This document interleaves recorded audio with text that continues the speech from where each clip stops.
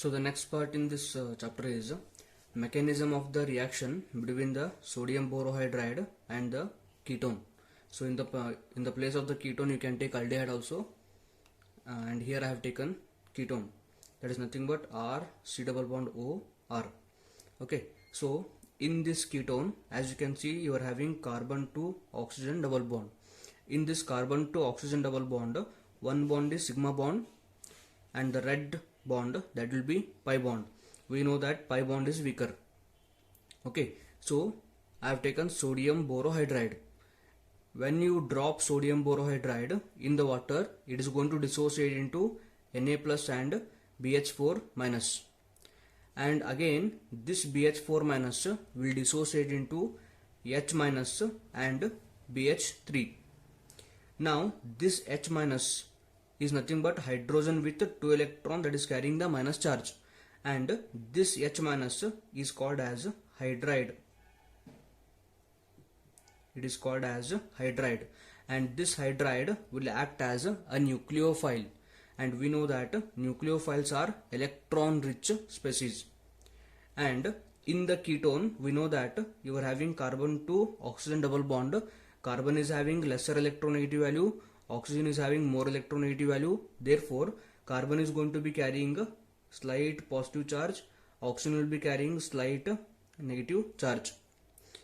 Now this nucleophile is having a negative charge, therefore it is going to attack the electrophilic carbon. Electrophilic means positively charged carbon. Therefore H minus is going to attack the carbon, and carbon can only have 4 bonds. If you try to make the 5th bond, then one of the weak bond is going to break. Which bond can break here? Definitely that will be what? Pi bond. So pi bond is going to break between the carbon and the oxygen, and both electrons, these 2 electrons, will be shifted on the oxygen, and you will get this intermediate, that is RCHO minus R. Now this O minus is going to take an H plus from the water. This is nothing but water. Water will be made up of H plus and the OH minus. This O minus will be taking H plus from the water, and you are going to get alcohol. Now this alcohol is called secondary alcohol because OH is bound to carbon, that carbon is bound to 2 R groups. Now here one question is going to come, that is, which among the both is stronger reducing agent? Reducing agent is the agent that is going to give hydrogen. Okay, that is called as reducing agent. So which one is reducing agent? The first one is lithium aluminum hydride, and the second one is sodium borohydride. Definitely you will see that lithium aluminum hydride will be stronger reducing agent than the sodium borohydride. What is the reason behind that? Lithium aluminum hydride is a stronger reducing agent. This means that this reagent is going to donate H minus at faster rate compared to sodium borohydride. The reason is here: boron, aluminium, gallium, indium, thallium. So as you go down the group here, the atomic radius will be increasing, or you can say atomic size will be increasing.